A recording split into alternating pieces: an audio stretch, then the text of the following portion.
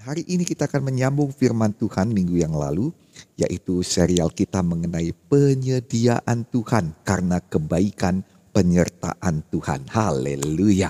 Hari ini kita akan melihat dari Mazmur pasal 65 ayat 12. Saya bacakan kepada kita semuanya. Engkau memahkotai tahun dengan kebaikanmu, jejakmu mengeluarkan lemak. Karena kebaikan Tuhan, setiap tahun ada panenan. Dan di mana ada Tuhan, di mana ada lawatan Tuhan, di situ ada kelimpahan.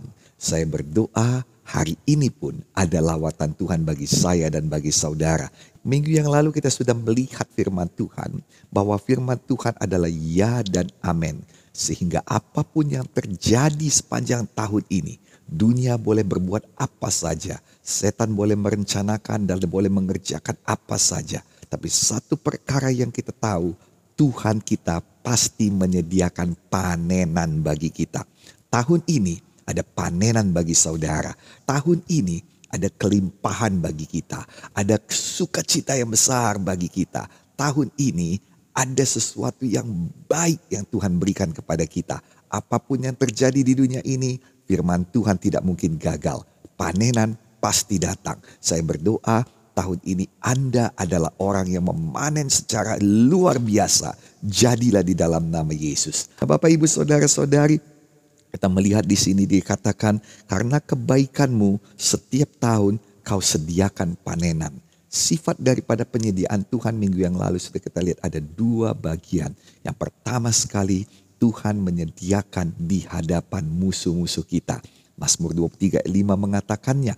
Nah saudara, sifat daripada penyediaan Tuhan yang kedua ialah dalam 1 Korintus 2 ayat 9 dikatakan bahwa Tuhan menyediakan kepada kita lebih daripada apa yang kita dengarkan, apa yang pernah kita lihat, bahkan apa yang pernah kita pikirkan. Itu yang disediakan Tuhan bagi mereka yang mengasihi Tuhan. Saya ajak saudara untuk menerima penyediaan Tuhan lebih lagi tahun ini dengan cara lebih lagi mengasihi Tuhan. Kasihilah Tuhan dengan segala kekuatan kita, dengan segala pemikiran kita, dengan segala akal budi kita, dengan segala jiwa kita. Kasihilah Tuhan dengan segenap hati kita, dengan segala ada ya keberadaan kita. Kasihi Tuhan, bahkan tambahi lagi, lebih lagi. Biarlah saudara lebih mengasihi Tuhan tahun ini daripada tahun yang lalu. Biarlah saudara lebih mengasihi Tuhan hari ini dari kemarin. Saya berdoa tahun ini saudara semakin dekat dengan Tuhan. Semakin dekat dengan firman. Semakin dekat dengan kegenapan firman Tuhan. Dijadikanlah untuk kemuliaan nama Tuhan. Kita yang semakin dekat dengan Tuhan, boleh kita berikan tepuk tangan yang lebih meriah lagi untuk Tuhan. Dan kebaikan Tuhan diambil dari bahasa aslinya, bahasa Ibrani, yaitu top. T-O-B. Top. Top itu artinya baik atau kebaikan. Top itu artinya menyenangkan, berkat, kekayaan, kemakmuran, pengertian, keuntungan, kebahagiaan, kelimpahan. Ini berarti bahwa apapun yang terjadi tahun ini ada kebaikan Tuhan. Ada top. Apapun yang terjadi dalam hidup saudara dan saya tahun ini.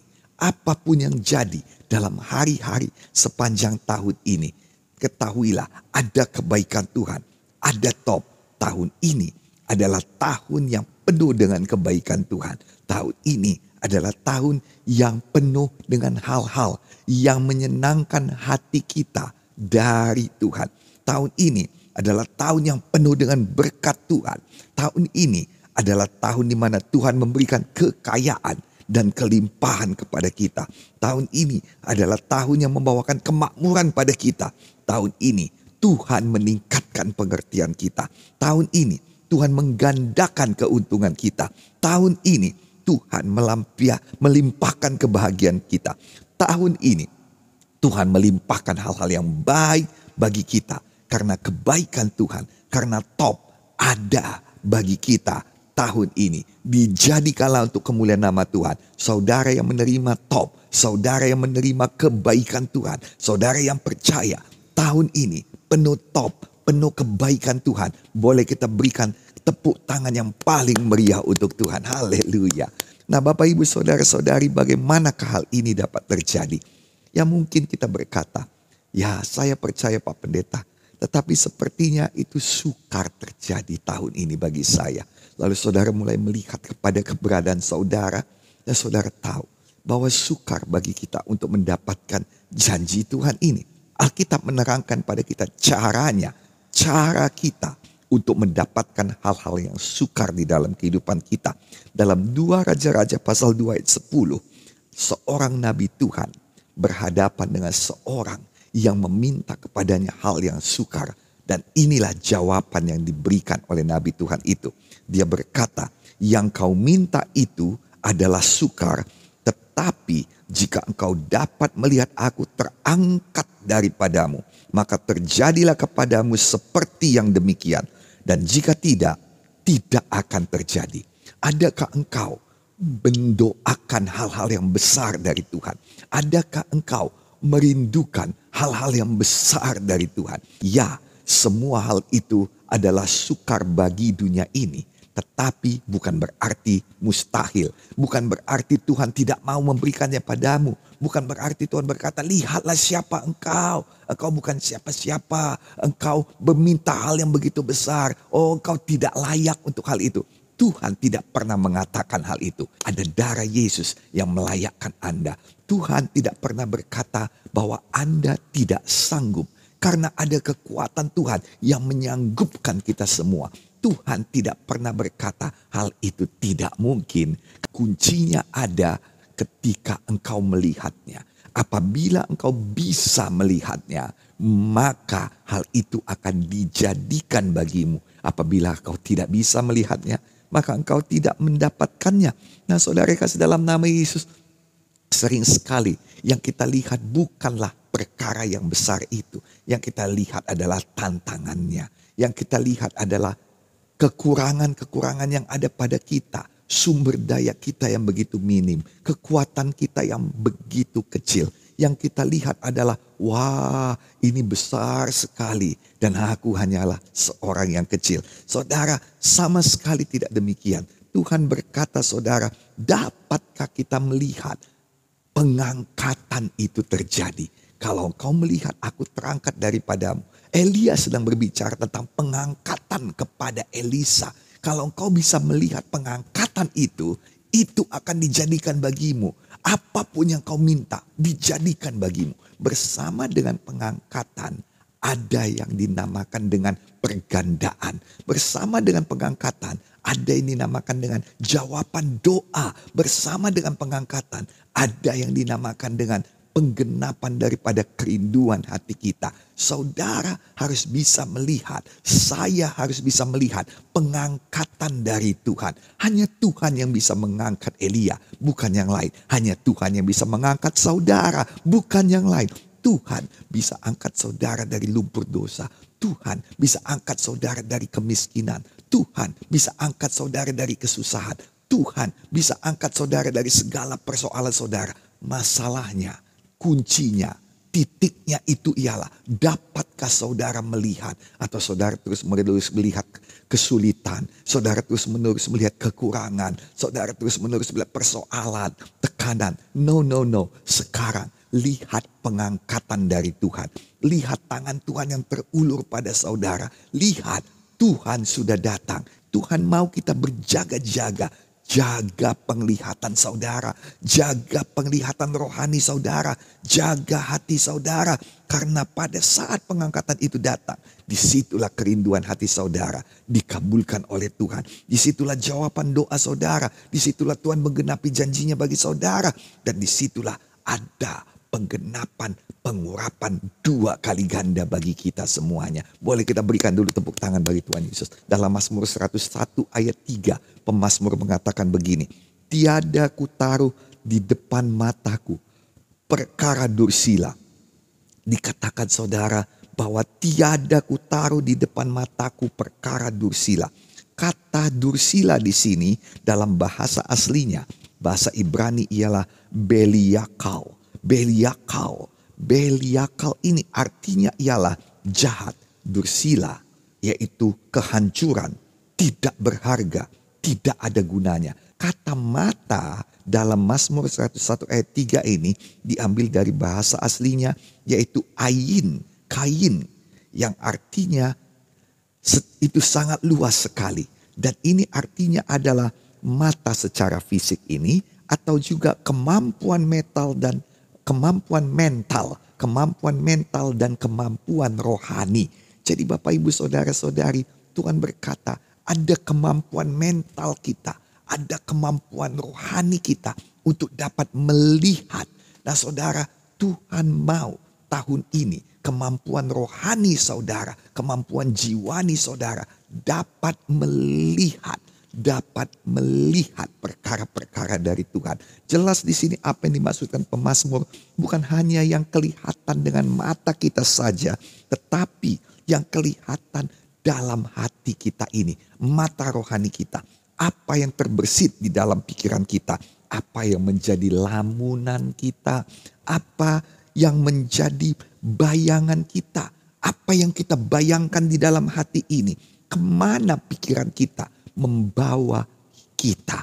Nah saudara, inilah yang dimaksudkan dalam Mazmur 101 ayat 3. Itulah yang perlu dijaga sungguh-sungguh supaya tahun ini ada penyediaan Tuhan datang kepada saudara. Maka jaga baik-baik mata saudara, hati saudara, mata hati saudara, kemampuan mental, kemampuan jiwa, kemampuan spiritual saudara untuk melihat. Jaga baik-baik supaya jangan sampai saudara melihat kematian. Walau apapun terjadi, walau tekanan datang, walau penyakit belum sembuh, walau banyak persoalan. Jaga baik-baik mata ini, jaga baik-baik hati ini. Kemampuan mental saudara untuk melihat, kemampuan spiritual saudara untuk melihat. Jaga baik-baik supaya jangan dia membayangkan kematian, membayangkan kehancuran, memikirkan atau melihat hal-hal yang jahat atau juga yang tidak berharga dan tidak ada gunanya. Salah satu yang perlu kita jaga agar kita tidak memikirkannya, tidak membayangkannya atau tidak ada di hati kita adalah kesombongan. Nah Bapak Ibu Saudara-saudari, karena Alkitab berkata bahwa kesombongan membawa kepada kehancuran dan kematian. Amsal 16 ayat 18 berkata, kecongkakan mendahului kehancuran dan tinggi hati mendahului kejatuhan. Nah saudara, itu sebabnya sepanjang tahun ini jangan ada dalam bayang-bayang kita, jangan ada dalam pemikiran kita, jangan ada dalam keinginan kita atau lamunan-lamunan kita, pikiran-pikiran yang menyombongkan diri, pikiran-pikiran yang mengangkat diri sendiri, atau penglihatan-penglihatan yang memuliakan diri sendiri, merendahkan orang lain atau meninggikan diri sendiri. Dalam nama Yesus sepanjang tahun ini tolak itu semua, tolak di dalam nama Yesus, tolak kesombongan, tolak tinggi hati dalam nama Yesus. Jangan ada itu semua, karena itu adalah tipu daya licik iblis yang sedang menunjukkan kemegahan dunia ini. Jangan tertipu, jangan berikan kesempatan kepada iblis. Saya mau memberitahukan pada saudara dan membawakan firman Tuhan mengenai kuasa penglihatan pada saudara. Kita perlu menjaga penglihatan kita karena ada kuasa yang besar di dalam penglihatan. Dalam Kejadian pasal 3 ayat 6 dikatakan bahwa perempuan itu melihat bahwa buah pohon itu baik untuk dimakan dan sedap kelihatannya. Lagi pula pohon itu menarik hati karena memberi pengertian. Lalu ia mulai bertindak, mengambil buah itu dan dimakannya dan diberikannya kepada suaminya yang bersama-sama dengan dia. Dan suaminya pun memakannya. Dua hal di sini kita lihat yang paling berkuasa dari penglihatan. Dari ayat ini kita ketahui, nomor satu dikatakan bahwa penglihatan itu akan menarik hatimu. Di sini dikatakan pohon itu menarik hati. Nah saudara, kenapa? Karena dilihat. Penglihatan itu akan menarik hati kita. Semakin sering saudara lihat dengan mata ini, semakin sering saudara bayangkan di hati ini, semakin sering saudara dengan kekuatan mental dan spiritual saudara melihatnya, maka hati ini akan tertarik kepadanya. Apa yang sering kita lihat hati ini akan semakin tertarik kepadanya. Apabila hati kita sudah mulai tertarik kepadanya, maka sesungguhnya hidup kita akan mulai diarahkan ke sana. Nah, saudara kasih dalam nama Yesus, ada pepatah suku Karo yang mengatakan bahwa kata puru yang jelek itu sekalipun kalau dilihati terus-menerus akan kelihatan menarik, akan kelihatan bersinar.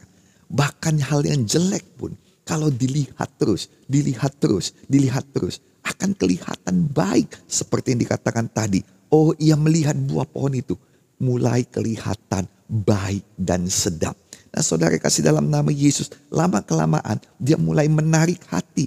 Tahukah saudara bahwa sebenarnya saudara, kalau saudara melihat dosa itu, terus-menerus melihat dosa, terus-menerus melihat hal-hal yang najis, gambar porno, terus-menerus melihat kekerasan, terus-menerus melihat perkelahian, terus-menerus melihat hal-hal yang buruk, maka mulai kelihatannya itu hal yang biasa, mulai kelihatannya itu hal yang menarik, dan itu mulai berbahaya karena dia mulai menarik hati saudara, dan lama-kelamaan hati ini tertarik ikut serta di dalamnya, dan tanpa sadar kita sudah ada di dalamnya. Bapak, Ibu, Saudara-saudari, hati-hati dengan apa yang selalu saudara lihat dengan mata saudara. Hati-hati, apa yang kita selalu lihat sungguh akan menarik hati kita. Lihatlah perkara yang baik, pikirkanlah perkara yang baik, bayangkanlah perkara-perkara yang baik, yang membangun, yang membawa kemajuan, yang membawa pergandaan di dalam hidup kita. Itulah yang selalu dipikirkan. Tolak pikiran-pikiran jahat, pikiran-pikiran dursila, pikiran-pikiran kehancuran, pikiran-pikiran tidak ada gunanya. Bayangan-bayangan itu semuanya. Tolak, jangan melamun hal-hal itu. Letakkanlah firman Tuhan di depan mata saudara. Letakkanlah dan renungkanlah, pikirkanlah, bayangkan firman Tuhan itu menjadi kenyataan dalam hidup saudara. Visualisasikan bahwa itu terjadi dalam hidup saudara. Firman Tuhan yang mana? Yosua 1:8 berkata, janganlah engkau lupa memperkatakan kitab Taurat itu, tetapi renungkanlah itu siang dan malam. Kekuatan yang kedua daripada firman Tuhan ialah bahwa penglihatanmu akan memberikan pengertian kepadamu. Nah, Bapak, Ibu, Saudara-saudari kasih dalam nama Yesus, apa yang kita lihat akan memberikan pengertian kepada kita. Tadi dikatakan dalam buku Kejadian pasal 3:16, Kejadian pasal 3:6 dikatakan saudara, bahwa pohon itu yang dilihat oleh Hawa memberikan pengertian. Apa yang dilihatnya akan memberikan pengertian padanya. Apa yang saudara lihat, apa yang saya lihat, apa yang kita lihat memberikan pengertian kepada kita. Kalau kita lihat, tidak heran iblis begitu getol, begitu semangat dia menunjukkan kepada Yesus segala kekayaan dunia ini. Dalam Matius pasal 4:8 dikatakan, dan iblis membawanya pula ke atas gunung yang sangat tinggi dan memperlihatkan kepadanya semua kerajaan dunia dengan segala kemegahannya. Setan berusaha menarik perhatian Tuhan Yesus. Setan berusaha Yesus melihat, dan kemudian saudara mendapatkan pengertian yang salah. Mungkin menjadi sombong, dan mungkin saudara hal-hal lain terjadi dalam hatinya. Tetapi Tuhan tidak meladeninya. Tuhan Yesus tetap fokus kepada firman Tuhan, dan dia mengusirkan iblis. Dia berkata bahwa enyahlah iblis. Dikatakan dalam Matius 4:10. Enyahlah iblis, sebab ada tertulis, engkau harus menyembah Tuhan Allahmu dan kepada dia sajalah engkau berbakti. Saudara, dunia ini akan menunjukkan segala macam hal. Mulai daripada hal-hal yang membangkitkan kesombongan kita, membangkitkan hawa nafsu kita, sampai hal-hal yang menekan kita, yang membuat kita putus asa, yang membuat kita tertekan, yang membuat kita menjadi tidak semangat, kehilangan api, kehilangan semangat. Tuhan juga mau menunjukkan sesuatu kepada saudara. Tuhan mau memperlihatkan sesuatu pada saudara. Dalam Yesaya 43:19 dikatakan, lihat, aku hendak membuat sesuatu yang baru yang sekarang sudah tumbuh. Belumkah kamu mengetahuinya? Ya, aku hendak membuat jalan di padang gurun dan sungai-sungai di padang belantara. Kata lihat di sini diambil dari bahasa aslinya, bahasa Ibrani, yaitu hineh. Hineh artinya sesungguhnya. Lihatlah, lihat, aku hendak membuat sesuatu yang baru, kata Tuhan. Sekarang sudah tumbuh. Belumkah kamu mengetahuinya? Kita belum tahu kalau kita belum lihat. Lihatlah. Ya, aku hendak membuat jalan di padang gurun. Di tempat yang sukar, yang tidak ada jalan, Tuhan sedang membuat jalan. Kata lihat ini pertama sekali muncul di Alkitab. Tuhan sendiri yang mengatakannya. Karena ada sesuatu yang mau ditunjukkan Tuhan kepada manusia. Kata ini muncul pertama sekali dalam Kejadian 1 ayat 29. Inilah yang mau ditunjukkan Tuhan kepada kita. Berfirmanlah Allah, lihatlah aku memberikan kepadamu. Lihatlah aku Tuhan memberikan kepadamu segala, bukan satu, bukan dua, semua, segala tumbuh-tumbuhan yang berbiji di seluruh bumi.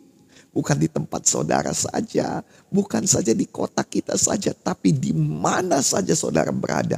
Saat ini juga Tuhan mau saudara melihat. Tuhan tidak mau saudara melihat tahun yang sukar. Tuhan tidak mau saudara melihat tahun yang susah. Tuhan mau saudara melihat kelimpahan penyediaannya karena kuasanya. Nah, saudara yang kasih dalam nama Tuhan Yesus Kristus, dikatakan saudara, kata menganugerahkan ini diambil dari bahasa Yunani doreomai. Doreomai artinya memberi secara gratis, menganugerahkan, dipersiapkan untuk diberikan, disimpan untuk dianugerahkan. Tuhan mau kita melihat keberadaannya. Wahyu 3 ayat 20 berkata, lihat aku berdiri di muka pintu dan mengetuk. Jikalau ada orang yang mendengar suaraku dan membukakan pintu, aku akan masuk mendapatkannya. Dan aku akan makan bersama-sama dengan dia dan ia bersama-sama dengan aku. Lihat, aku berdiri di depan pintu. Siapakah yang berdiri di depan pintu hati kita? Siapakah yang mengetuk pintu hati kita? Siapa yang mau masuk dalam hati kita? Pribadi mana yang mau tinggal bersama-sama dengan kita? Dia adalah Tuhan segala makhluk yang sungguh berkuasa. Dialah yang mau bersama-sama dengan kita. Lihatlah, lihatlah keberadaan Tuhan yang berkuasa itu. Lihatlah, tidak terlalu sukar bagi Tuhan untuk menolong kita sepanjang tahun ini. Lihat, tidak terlalu sukar bagi Tuhan untuk menyediakan kebutuhan bagi kita sepanjang tahun ini. Lihat, tidak terlalu sukar bagi Tuhan untuk membela kita sepanjang tahun ini. Pilihlah penglihatan kita. Dalam 2 Raja-Raja 6 ayat 15 sampai 17 dikatakan ada pelayan abdi Allah, yaitu pelayan daripada Nabi Elisa. Bangun pagi-pagi, pergi keluar, maka kelihatan padanya suatu tentara dengan kuda dan kereta yang ada di sekeliling tempat dia. Lalu dia berlari kepada Elisa dan berkata, celaka tuanku, apa yang kita perbuat? Tidak ada lagi yang bisa kita buat. Habislah kita kali ini. Jawab Elisa kepada pelayannya ini, jangan takut, sebab lebih banyak yang menyertai kita daripada yang menyertai mereka. Lalu berdoalah Elisa, ya Tuhan, bukakanlah kiranya matanya supaya ia melihat. Maka Tuhan membukakan mata bujang itu sehingga ia melihat. Tampaklah gunung itu penuh dengan kuda dan kereta berapi di sekeliling Elisa. Lihatlah, lebih besar sukacita Tuhan daripada kesedihanmu. Lebih besar penyediaan Tuhan daripada kebutuhanmu. Lebih besar kuasa Tuhan daripada tantangan hidupmu. Lihatlah, lihatlah, lihatlah. Semua ini terjadi ketika kita bersekutu dengan Tuhan. Dipenuhi dengan Roh Kudus. Karena hanya Roh Kudus yang dapat memberikan penglihatan-penglihatan itu. Oh saudara, dalam Kisah pasal 2 ayat 17 dikatakan, akan terjadi pada hari-hari terakhir. Demikian firman Allah, bahwa aku akan mencurahkan rohku ke atas semua manusia. Maka anak-anakmu laki-laki dan perempuan akan bernubuat. Dan teruna-terunamu akan mendapat penglihatan-penglihatan. Dan orang-orangmu yang tua akan mendapat mimpi. Biarlah kita melihat pekerjaan Tuhan. Biarlah kita melihat penyediaan Tuhan. Biarlah kita melihat keberadaan Tuhan. Dengan demikian kita pasti menerima kegenapan janji Tuhan. Dengan demikian Tuhan pasti bekerja. Dengan demikian hidup kita pasti diarahkan pada penggenapan janji Tuhan. Dengan demikian kita pasti berlari-lari kepada panggilan Tuhan, pada tujuan Tuhan. Dengan demikian kita seperti Elisa menerima pergandaan dalam hidupnya. Jika kau lihat, engkau dapatkannya. Jika engkau tidak lihat, engkau tidak mendapatkannya. Mau sukar sekalipun, lihat. Lihat engkau diberkati. Lihat engkau diangkat Tuhan. Mari kita penuh Roh Kudus. Kuramata karalabasi karalawasande. Haleluya. Mari kita bangkit berdiri terlebih dahulu.